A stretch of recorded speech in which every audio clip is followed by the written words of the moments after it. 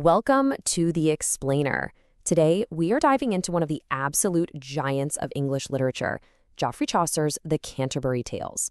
Now, you've probably heard the name, but we're going to get into what makes this 600-year-old book so revolutionary, so surprisingly hilarious, and why it still matters.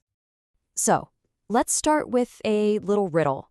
What in the world could a noble knight, a totally wasted miller, and a woman who's basically a professional wife possibly have in common? I mean, these people come from completely different worlds with, let's just say, very different ideas about how to behave. And the answer is they're all stuck together on what you could call the world's very first road trip, a religious pilgrimage to Canterbury. And this shared journey, this is the brilliant frame that Chaucer uses to turn what should be a holy quest into something much, much more human. Okay, so let's really unpack this premise. How did this motley crew even end up on the road together? And who was the mastermind that brought them all to life in the first place? First off, let's meet the man himself, Geoffrey Chaucer. And you can forget any image you have of some stuffy old writer. This guy was the son of a wine merchant, a government official, a soldier who was actually captured in war, and maybe even a spy. You know, he was really out there in the world, meeting everyone from nobles to total scoundrels, which gave him the absolute perfect material for his masterpiece. So here's the brilliant setup. You've got this group of about 29 strangers. They're from every social class imaginable, and they all just happen to meet at an inn, all headed to Canterbury Cathedral. To make the long trip more interesting, the inn's host proposes a game. Everybody tells stories on the way. And the best storyteller? They get a free dinner, paid for by everybody else.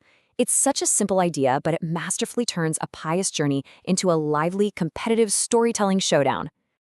All right, let's get into the people on this trip and see how this whole thing becomes one of the sharpest social commentaries ever written. See, Chaucer isn't just telling fun stories. He's putting his entire world under a microscope. So, to really get what Chaucer's up to, you have to understand this idea of the three estates. This was basically the official social structure of his time.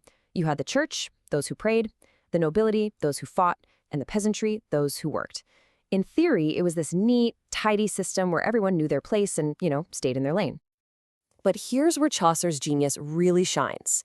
He showed how messy reality actually was. His work is a perfect example of something called an estate satire, a genre that uses characters to poke fun at the huge gap between how people should act based on their job and how they actually do. And this is where the satire really bites. So on one hand, you get the knight. He's the perfect ideal. He's brave, honorable, and so committed that his armor is literally still stained from his last battle. He's the rule. Then you get the monk, who represents the reality. He's supposed to be poor and praying all day, but this guy loves hunting, wears expensive furs, and basically laughs at the rules. He is the total opposite of the ideal. And this pattern just keeps going, especially within the church. You've got the parson, who's a genuinely good and holy man. He's poor in his pocket, but rich in spirit. He represents the ideal. And then you have the pardoner, who is a shameless con artist. He openly admits he sells fake holy relics. We're talking pig bones here, just to get rich. The contrast isn't just funny, it's a powerful critique of the corruption Chaucer saw all around him. So you've got this whole cast of saints and sinners, of idealists and hypocrites, all stuck on a long trip together. What happens when they have to tell stories to entertain each other? Well, things get competitive, and they get personal, fast.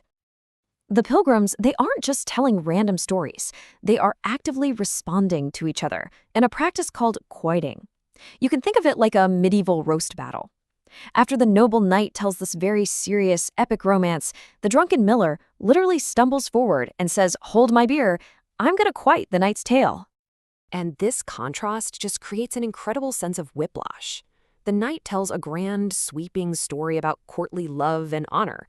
The miller's response could not be more different. He tells a dirty, hilarious story about adultery that ends with a red-hot poker being used in a place it really, really shouldn't be. It's this back and forth that makes the whole collection so dynamic. The knight presents a world of noble ideals, with knights competing honorably in a grand tournament. Then the miller just crashes the party with a tale straight from the gutter involving a cheating wife, a kiss in the dark gone wrong, and some pretty painful lowbrow revenge. Through this, Chaucer shows us the full chaotic spectrum of humanity, from the highest-minded chivalry to the crudest of jokes. Okay, so Chaucer's project was massively ambitious. I mean, it was trying to capture the voice of an entire nation.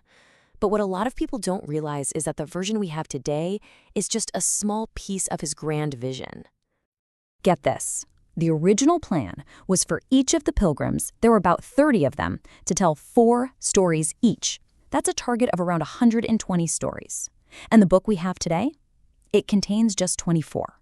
The epic work that shaped English literature is less than a quarter of what Chaucer actually dreamed up.